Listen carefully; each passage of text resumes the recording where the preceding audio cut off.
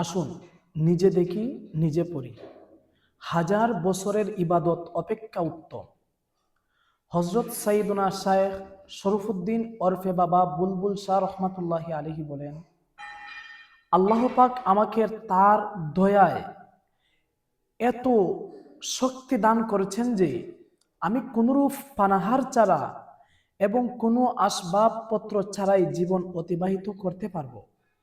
কিন্তু যেহেতু এই বিষয়টি হুজুরপুর নূর সাল্লাল্লাহু আলাইহি ওয়াসাল্লাম এর সুন্নাত নয়, সেহেতু আমি তা থেকে বিরত থাকি। আমার নিকট সুন্নাতের অনুসরণ করা হাজার বছরের নফল ইবাদত অপেক্ষা উত্তম। যাই হোক, সমস্ত কর্মের সৌন্দর্য নবী করিম রউফুর রহিম সাল্লাল্লাহু আলাইহি ওয়াসাল্লাম এর সুন্নাতের অনুসরণের মাঝেই নিহিত। সুবহানাল্লাহ।